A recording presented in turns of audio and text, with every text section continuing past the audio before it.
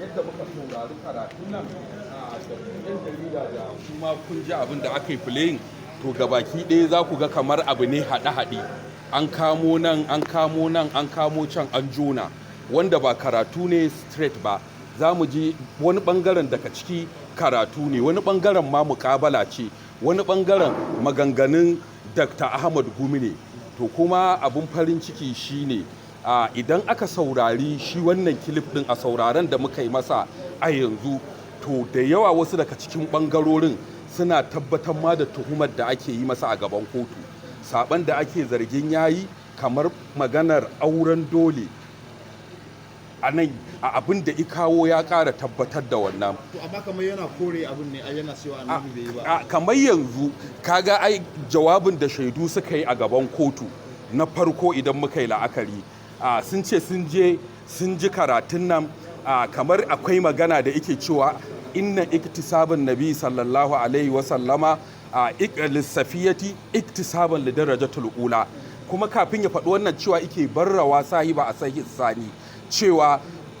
musulmu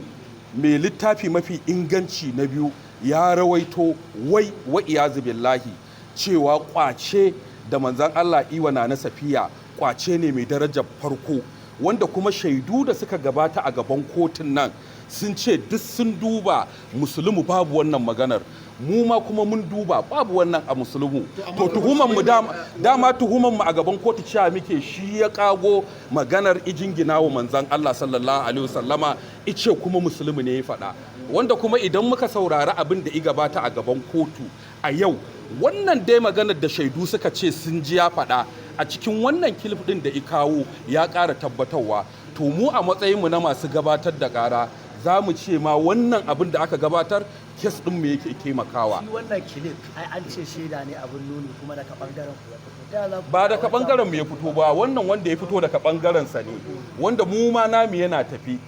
Kamar inda na gaya muku wannan jone-jone ne to kuma akwai namu wanda hukumar 'yan sanda expert waɗanda suke ƙwararru akan harkar kwamfuta su suka tantance shi wanda kuma aka gabatar da shi a kotu wanda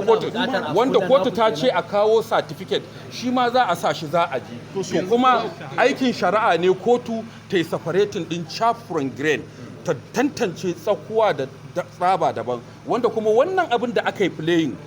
duk tuhume-tuhumen da muke yi akan wanda ake kara to ya tabbatar da shi da kansa. Me kake so ka ce kuna so ku ce kun yi suka akan wannan audio da aka sa a yau? Wannan audio da aka sa a yau ai mu farin ciki muke yi saboda tuhuman mu tabbatar kuma abin da muke tuhuma na biyu cewa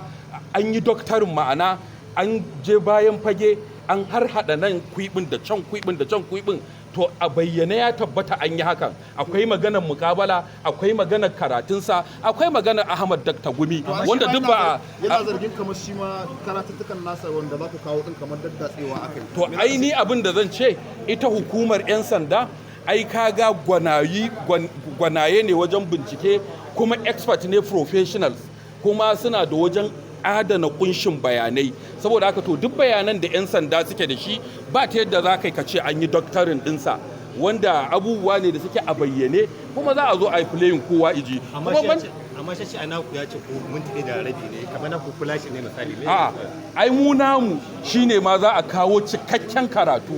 karatun da duk aka yi waɗannan saɓaɓɓukan shine cikakke daga farko har ƙarshe ba wannan da kuka ji ba to aini da yake ba expert ba ne amma dai at least zai kai awa ɗaya.